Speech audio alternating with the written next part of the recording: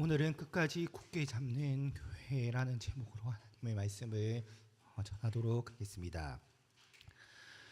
요한계시록에 등장하는 7교회 가운데 가장 긴 편지를 받은 교회는 특박해도 가장 작은 도시 가운데 하나였던 두아티라 교회였습니다. 이 두아티라 교회는 매우 독특한 교회였는데 에베소 교회와 비교하면 그 특징이 더욱 분명하게 드러납니다. 여러분, 에베소 교회가 주님으로부터 받은 책망을 기억하시나요? 에베소 교회는 무엇이 문제였습니까? 밖에 속에서도 인내와 수고의 모습을 보였고 거짓 가르침을 결코 용납하지 않았지만 처음 사랑을 지금 행하지 못하고 있었다는 것, 이것이 에베소 교회가 주님으로부터 받은 책망이었는데, 오늘 살펴볼 두아티라 교회는 이와 정반대의 상황이었습니다. 두아티라 교회 안에는 사랑이 있고 믿음도 있고 섬김과 인내도 있었습니다. 심지어 주님께서는 오늘 19절 말씀에 보면 내 나중의 행위가 처음 것보다 많도다 이렇게 칭찬하십니다. 그러니까 이 두아티라 교회는 시간이 갈수록 신앙이 퇴보하는 것이 아니라 오히려 더 많은 사랑과 섬김을 시간이 갈수록 보여주었던 그러한 교회였다 이렇게 평가할 수 있습니다. 사랑, 믿음, 섬김, 인내라는 성경적이면서도 아름다운 덕목들이 이 교회 안에 실제로 나타났던 것입니다. 아마도 이 두아티라 교회는 사람들이 보고 느끼기에 참 좋고 아름다운 교회였던 것 같습니다. 그런데 이 좋은 교회 안에 치명적인 문제가 하나 있었습니다. 그게 무엇이었을까요? 오늘은 이 두아티라 교회를 통해 주시는 주님의 칭찬과 함께 책망을 살펴보면서 우리 창원장로교회 이 공동체가 오늘 말씀의 제목처럼 끝까지 굳게 잡는 교회가 될 수 있기를 간절히 바랍니다. 소아시아 7교회에 대한 메시지를 살필 때에 늘 그래야 하듯이 먼저 우리는 승천하신 주님께서 두아티라 교회를 향해 자신을 어떻게 소개하시는지를 주목해야 합니다. 이것이 가장 기본적이면서 가장 중요하다 이 사실을 강조하고 있는데 18절 말씀을 다시 보겠습니다. 두아티라 교회의 사자에게 편지하라. 그 눈이 불꽃 같고 그 발이 빛난 주석 같은 하나님의 아들이 이르시되. 여기서 우리가 주목해야 할 표현들이 몇 가지 등장을 합니다. 첫 번째로는 예수님께서 자신을 하나님의 아들이라고 소개하신다는 사실입니다. 소아시아 7교회 가운데 예수님이 자신을 하나님의 아들이라고 소개하는 곳은 이 두아티라 교회가 유일합니다. 그렇다면 여러분, 왜 예수님은 이 두아티라 교회를 향해 자신을 하나님의 아들이다라고 소개하시는 것일까요? 이 두아티라 교회는 기본적으로 아폴론이라는 태양의 신을 숭배하고 있었습니다. 그런데 이 아폴론이 바로 제우스의 아들이라고 알려져 있었습니다. 로마 형제 역시 자신을 신의 아들이라고 표현하였는데, 이러한 곳에서 승천하신 주님께서는 아니다, 내가 진짜 하나님의 아들이다, 내가 참된 하나님이시다 이렇게 선언하고 계시는 것입니다. 그리고 특별히 이 두아티라 교회에게 나타나신 주님의 모습 가운데 그 눈이 불꽃과 같다 이렇게 묘사하고 있습니다. 눈이 불꽃 같다, 이 표현과 가장 통하는 성경 구절은 바로 하나님께서 말씀하신 사람은 외모를 보거니와 나 여호와는 중심을 보느니라, 이 말씀입니다. 예수님께서도 바리새인들을 향해 누가복음 16장 15절에 보면 너희는 사람들 앞에서 스스로 옳다 하는 자들이나 너희 하나님께서 아시나니 사람 중에 높임을 받은 것은 하나님 앞에 미움을 받는 것이니라, 이렇게 말씀하셨습니다. 그렇다면 예수님의 눈이 불꽃 같다, 이게 어떤 의미이냐? 우리 주님께서는 교회의 겉모습을 보시는 분이 아니라는 것입니다. 사람들이 보기에는 이 두아디라 교회는 좋은 교회처럼 보일 수 있었습니다. 참 좋은 교회네, 사랑도 많고 봉사도 잘하네, 교회가 점점 성장하고 있구나, 이렇게 생각할 수 있지만 불꽃 같은 눈을 가지신 주님은 사람들의 눈에 보이지 않는 것까지 보고 판단하신다라는 뜻입니다. 그래서 24절에서도 보면 모든 교회가 나는 사람의 뜻과 마음을 살피는 자인 줄 알지라, 이렇게 말씀하십니다. 또 한 가지, 이 두아디라 교회를 방문하시는 예수님의 모습 가운데 예수님의 발은 빛나는 주석 같다, 18절은 이렇게 소개합니다. 이것은 악을 짓밟는 심판할 수 있는 권세가 우리 승천하신 주님께 있다, 이러한 의미입니다. 즉 불꽃 같은 눈으로 모든 것을 보시는 분, 빛나는 주석 같은 발로 악을 짓밟는 심판의 능력을 가지신 분, 그분이 바로 하나님의 아들이신 예수 그리스도라는 것입니다. 이것이 두아디라 교회를 향한 예수님의 자기소개입니다. 사랑하는 성도 여러분, 이러한 예수님의 모습은 참 두려운 동시에 굉장히 큰 위로를 우리에게 줍니다. 우리의 형편을 아무도 제대로 몰라줄 때 하나님의 아들이신 주님은 모든 것을 아십니다.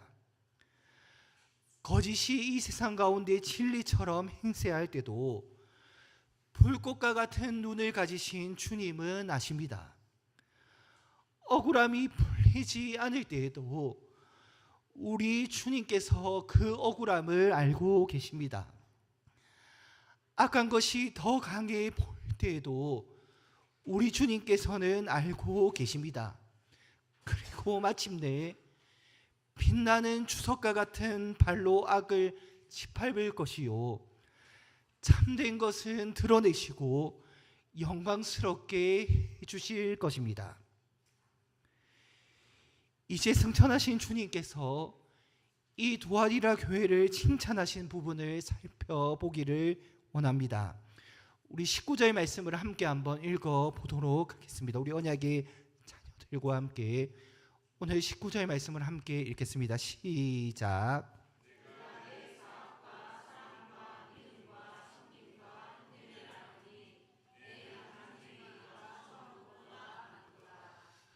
여러분, 교회는 늘 자라가야 하는 공동체입니다.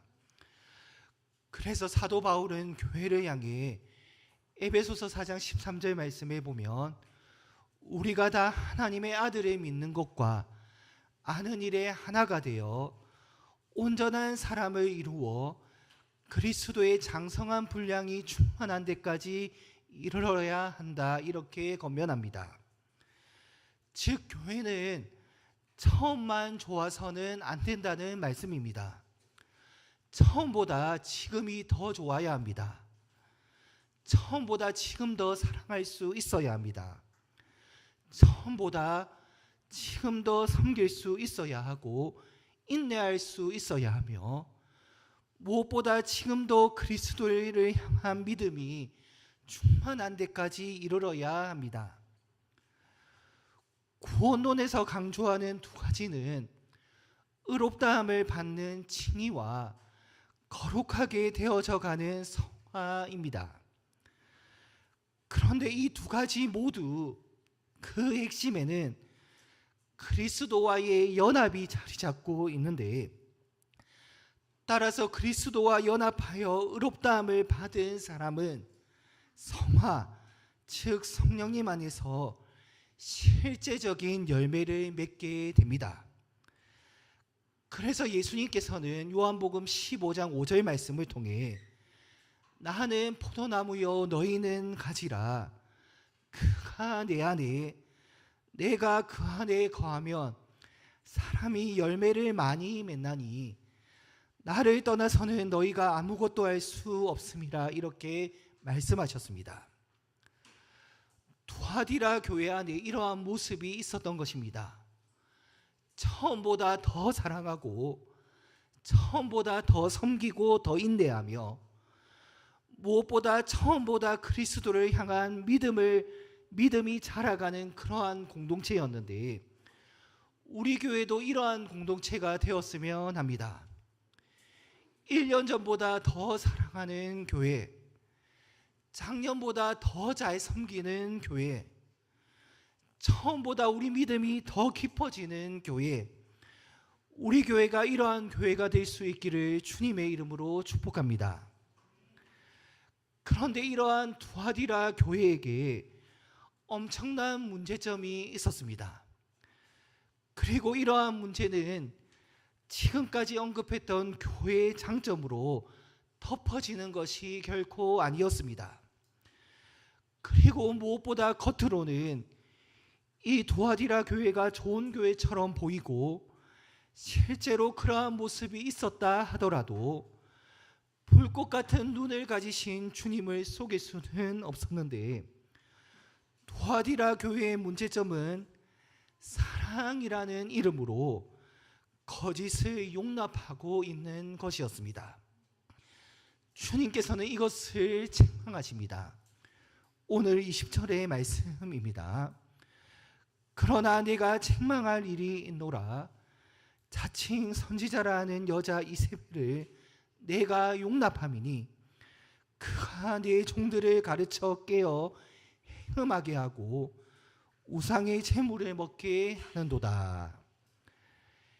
에베소 교회가 진리를 잘 지킨 반면 사랑은 잃었다면, 오늘 이 두아디라 교회는 사랑은 있었지만 진리를 제대로 지키지 못하고 거짓 가르침을 용납했던 것입니다. 지난주 버가모 교회가 세상과 타협했던 부분이 있었다면, 오늘 두아디라 교회는 한 걸음 더 나아가 세상의 진리와 가르침을 적극적으로 수용했는데, 성경은 이러한 두아디라 교회가 세상적인 가르침을 용납했다, 이렇게 표현합니다.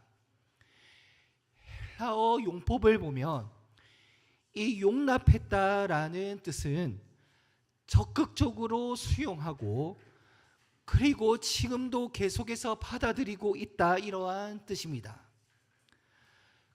그렇다면 여러분, 왜 이 두아디라 교회는 이 거짓 가르침을 용납했던 것일까요?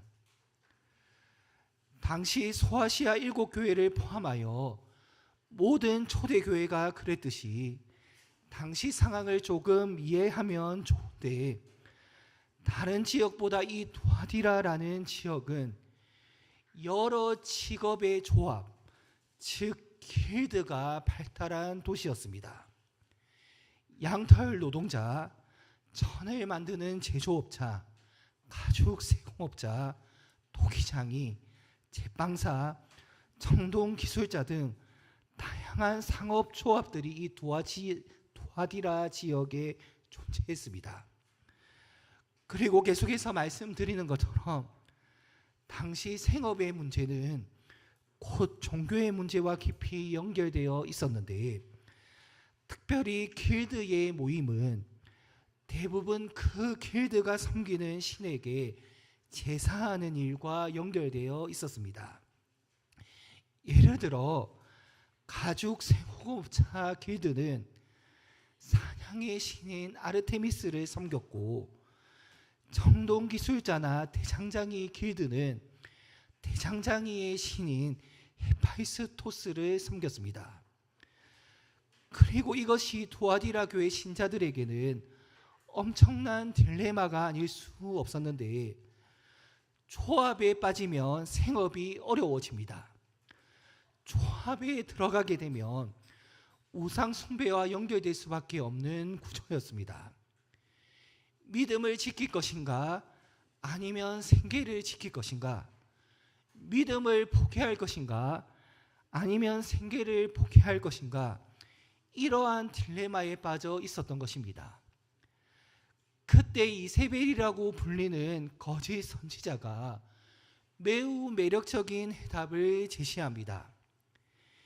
이 이세벨이라는 이름은 실제 이름이기보다 상징적인 것인데, 과거 아합 왕의 아내였던 이세벨은 시돈 왕의 딸로서 이스라엘에게 우상 숭배를 도입하게 함으로 이스라엘 전체를 심히 어지럽게 하였던 여인이었습니다.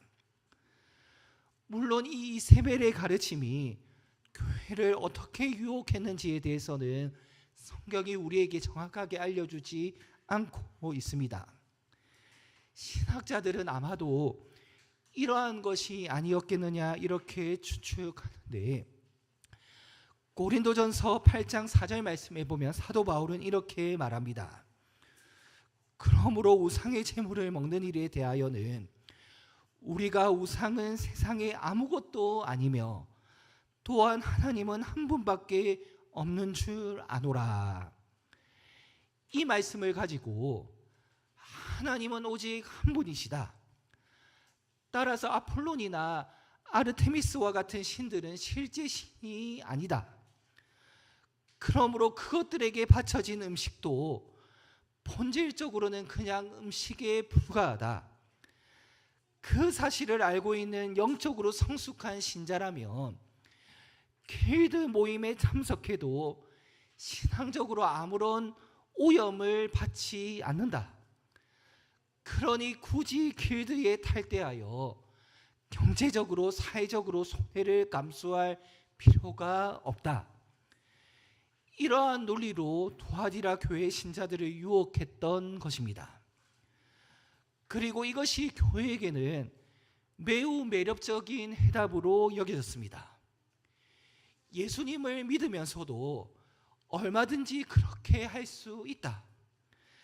그래서 두아디라 교회가 이것을 적극적으로 수용하고 용납하고 있는 상황입니다. 하지만 여러분, 이것은 성경적인 가르침이 아닙니다.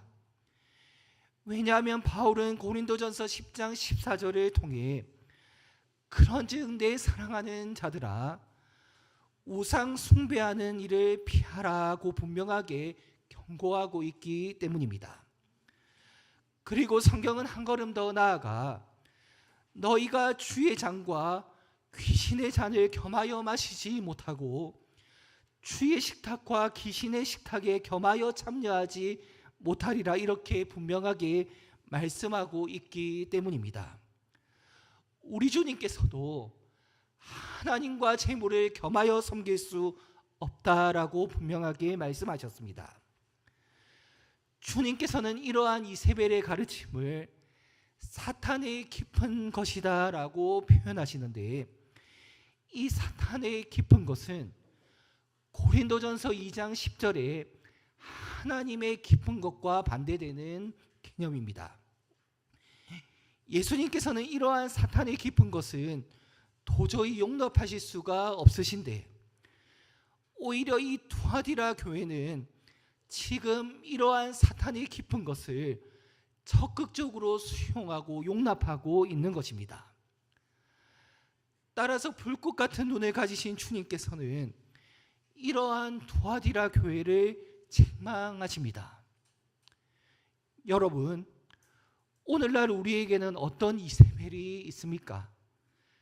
단순히 거짓 가르침을 주는 이단을 떠올릴 필요가 없습니다. 오히려 돈을 벌려면 어쩔 수가 없다, 사업을 하고 사람들과 관계를 유지하기 위해서는 세상과 맞춰야 한다. 세상의 진리와 가치관을 적극적으로 수용해야 한다. 특히 교회에서는 신앙대로 살고 사회에서는 사회 방식대로 살면 된다. 이러한 이분법적인 생각이 우리의 이세벨이 될 수 있습니다. 하지만 주님께서는 우리의 신앙이 결코 이 예배당 안에 머물기를 원하지 않으십니다. 그것은 주님의 뜻이 아니며 성경적인 가르침도 아닙니다. 주일만이 주님의 날이 아니라 모든 날이 주님의 날이기에 주일과 예배의 중심뿐 아니라 우리 삶의 모든 터전의 중심은 예수 그리스도라는 사실을 우리 모두 믿음으로 받아야 할 것입니다. 주 예수 그리스도 안에서 사랑하는 성도 여러분, 투아디라 교회뿐 아니라 23절 모든 교회는 이세벨과 같은 문제를 그냥 넘어가서는 안 됩니다. 교회 안에 이러한 문제가 있다면 불꽃 같은 눈을 가지시고 빛나는 추석과 같은 발을 가지신 주님을 결코 피해갈 수 없습니다. 그래서 예수님께서는 이세벨을 침상에 던지시고 그녀와 간음하여 회개하지 않는 자들, 즉 우상의 재물을 먹고 세상의 것을 적극적으로 용납하는 자들을 큰 환난에 빠뜨릴 것입니다. 오늘 22절의 말씀입니다. 볼지어다 내가 그를 침상에 던질 터이요 또 그와 더불어 간음하는 자들도 만일 그의 행위를 회개하지 아니하면 큰 환난 가운데 던지고. 따라서 주님은 지금 투아디라 교회를 향해 회개를 요청하십니다. 심지어 주님께서는 21절에 보면 이세벨에 대해서도 회개할 기회를 주셨다 이렇게 말씀하고 있습니다. 주님께서 교회에게 원하시는 것은 믿음을 점검하고 다시 삶을 돌이켜 주님께로 돌아오는 것입니다. 그리고 죄인인 우리가 어떠한 상황 속에서도 회개하고 다시 주님께로 돌아올 때 그분은 누구보다 기뻐하시고 우리의 죄와 허물을 다 용서해 주십니다. 이것이 투아디라 교회를 향한 그리고 우리를 향해 회개할 기회를 주시는 주님의 마음입니다. 지난 주일에도 말씀을 드렸듯이 우리는 어떠한 상황 속에서도 세상과 타협해서는 안 됩니다. 세상의 진리와 가치관이 이 교회 안에 스며들지 못하도록 해야 합니다. 그리고 오늘 말씀처럼 그 세상적인 유혹을 적극적으로 용납해서는 더더욱 안 될 것입니다. 여러분, 투아디라 교회는 이세벨의 가르침과 유혹을 적극적으로 용납했지만 이 교회 가운데는 여전히 끝까지 믿음을 지키는 자들도 있었는데 우리 함께 오늘 24절과 25절 말씀을 함께 읽도록 하겠습니다. 함께 읽겠습니다. 시작.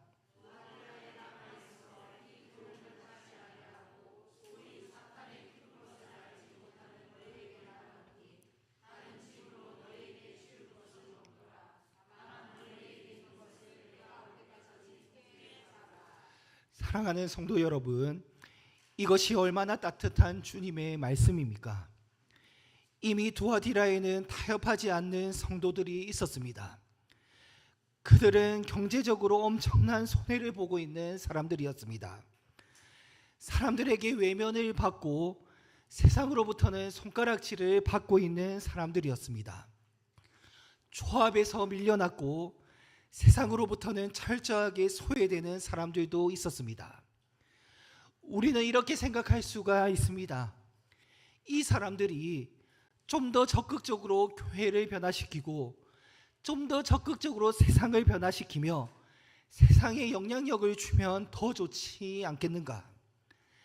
하지만 주님께서는 이러한 신자들을 향해 그렇게 말씀하지 않으시고 다른 짐을 너희에게 줄 것은 없노라.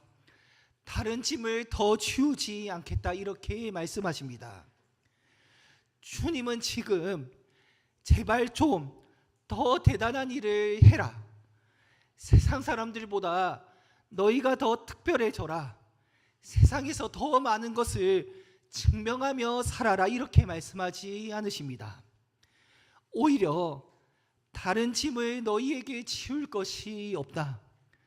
다른 말로 하면 지금 굳게 붙잡고 있는 그것만을 끝까지 지켜라. 교회 안에서 어떠한 상황 속에서도 믿음을 지키고 견뎌라. 무엇보다 지금까지 세상과 타협하지 않았을 뿐 아니라 어떠한 경우에도 세상을 적극적으로 용납하지 않고 믿음을 끝까지 지켰던 것, 그것으로 족하다 이렇게 말씀하시는 것입니다. 여러분, 우리 믿음과 삶이 이래야 합니다. 다른 짐으로 너희에게 지울 것은 없노라. 다만 너희에게 있는 것을 내가 올 때까지 굳게 잡으라. 이 말씀 앞에 믿음으로 반응할 수 있는 우리 모두가 될 수 있기를 주님의 말씀으로 권면합니다. 이제 끝으로 그렇다면 끝까지 굳게 잡는 교회에게 주어지는 주님의 은혜와 약속을 살펴보므로 오늘 말씀을 정리하려고 합니다. 당시 두아디라 교회는 세상의 권력을 가지지 못했습니다. 세상에서 영향력을 적극적으로 끼치지도 못했습니다. 오히려 세상에서 그들의 위치는 매우 작았습니다. 세상으로부터 크게 밀려난 사람들로 가득했는데 그 이유는 끝까지 굳게 잡는 공동체가 되기 위한 그들의 몸부림 때문이었습니다. 그런데 끝까지 굳게 잡기를 소원하는 이 공동체를 향해 주님께서는 이렇게 말씀하십니다. 우리 함께 26절에서 28절 말씀을 함께 읽도록 하겠습니다. 함께 읽겠습니다. 시작. 이기는 자와 끝까지 내 일을 지키는 그에게 만국을 다스리는 권세를 주리니 그가 철장으로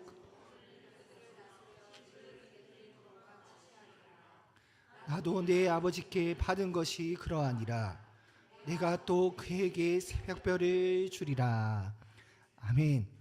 먼저 주님께서는 끝까지 지키는 교회에게 나와 함께 만국을 다스리게 될 것이다 이렇게 말씀하십니다. 이것은 그리스도께서 십자가와 부활을 통해 획득하신 승리를 교회에게 나누어 주시겠다 이러한 위대한 약속의 말씀입니다.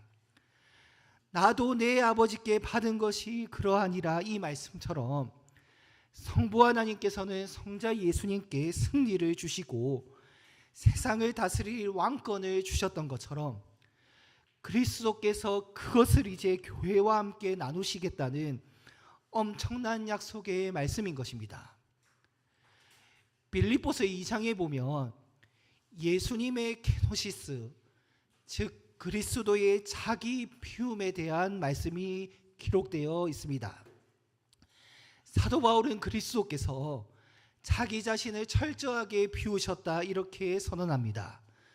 그리고 무엇보다 죽기까지 복종하셨다 이렇게 말씀하는데, 그렇다면 자기를 비우신 예수님의 결과는 어떠했을까요? 빌립보서 2장 6절에서 10절 말씀을 보면 그는 근본 하나님의 본체시나 하나님과 동등됨을 취할 것으로 여기지 아니하시고 오히려 자기를 비워 종의 형체를 가지사 사람들과 같이 되셨고 사람의 모양으로 나타나사 자기를 낮추시고 죽기까지 복종하셨으니 곧 십자가에 죽으심이라. 이러므로 하나님이 그를 지극히 높여 모든 이름 위에 뛰어난 이름을 주사 하늘에 있는 자들과 땅에 있는 자들과 땅 아래에 있는 자들로 모든 무릎을 예수의 이름에 꿇게 하시고 이렇게 말씀합니다. 우리는 세상에서 낮아지는 것, 세상 가운데서 자기를 비우고 끝까지 믿음을 지키는 것, 이것이 손해보는 것이다 라고 생각합니다. 현실적으로는 그렇게 보일 수가 있습니다. 하지만 예수님께서 자기를 비우시고 끝까지 믿음을 지킴으로 십자가에 순종하셨을 때 하나님께서는 오히려 그를 다시 높이시고 모든 무릎이 예수님의 이름 앞에 꿇게 하셨습니다. 이처럼 끝까지 믿음을 굳게 잡는 교회에게 주님께서는 세상을 다스릴 왕권을 주실 것인데 우리 공동체가 이러한 약속을 누릴 수 있기를 간절히 바랍니다. 마지막으로 28절의 약속은 더 위대하고 아름답습니다. 내가 또 그에게, 교회에게 새벽별을 주리라. 요한계시록 제일 마지막인 22장에 가면 예수님은 자신을 이렇게 소개하십니다. 나 예수는 교회들을 위하여 내 사자를 보내어 이것들을 너희에게 증언하게 하였노라. 나는 다윗의 뿌리요 자손이니 곧 광명한 새벽별이라 하시더라. 여러분, 결국 끝까지 굳게 잡는 교회에게 주어지는 가장 큰 복은 예수님 자신이 주어진다라는 이 말씀입니다. 사랑하는 성도 여러분, 예수님은 죄악으로 가득 찬 이 세상 가운데 어둠을 뚫고 새벽별로 이 땅에 오셨습니다. 그리고 그 새벽별이 비추는 생명의 빛이 새로운 시대, 새로운 백성, 새로운 하나님 나라를 세웠습니다. 그리고 끝까지 굳게 잡는 교회에게는 이러한 예수님 자신이 주어집니다. 우리는 이번 한 주간 참으로 어두운 세상을 살아가게 될 것입니다. 그러나 꼭 기억하시기를 바랍니다. 어둠 속에서 새벽별은 더욱더 빛나게 될 것입니다. 지금 이 강대상에 있는 포스트 테네브라스 룩스라는 문구처럼 어둠 위에 빛이 굳게 잡는 교회를 통해 세상을 마침내 비치게 될 것입니다. 우리는 그날을 소망하며 끝까지 굳게 잡는 공동체로 세워질 수 있어야 할 것입니다. 승천하신 주님께서 우리와 함께 하십니다. 이러한 은혜와 축복을 마음껏 누리며 이번 한 주간도 어디에서 무엇을 하든지 끝까지 굳게 잡는 우리 공동체가 될 수 있기를 주님의 이름으로 축원합니다.